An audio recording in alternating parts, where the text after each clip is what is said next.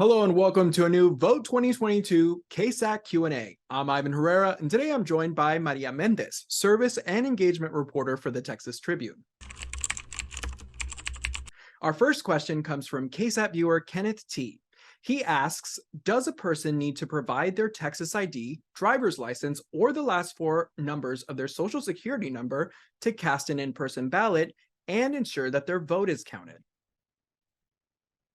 Yeah, so no, you don't need to provide the last four digits of your social security number. All you need is one of the 7 forms of acceptable photo IDs.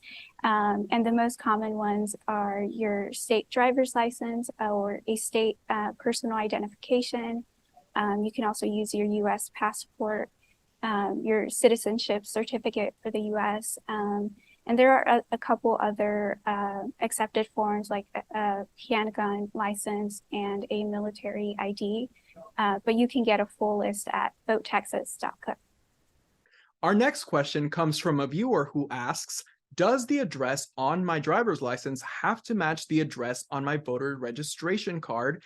And if they don't match, what can you do? No, your address doesn't have to match. All you need is the photo ID.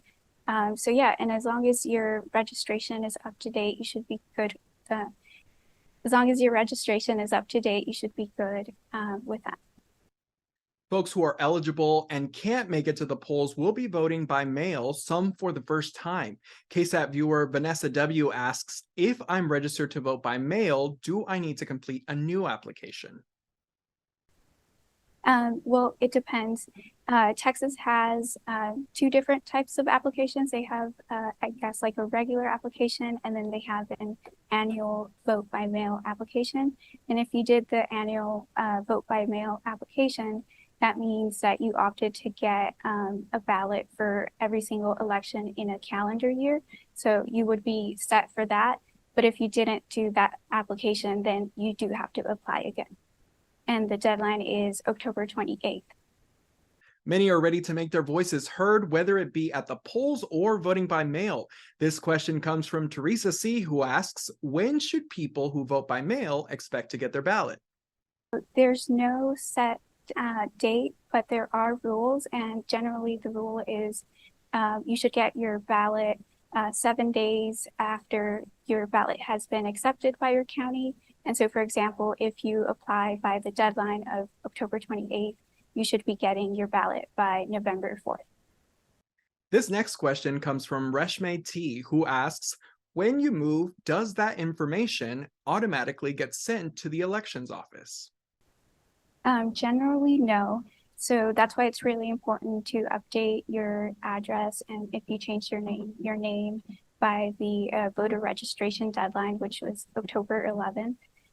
The only way that the county would automatically get that information is if you, for example, go to the Texas Department of Public Safety and are updating or getting a license.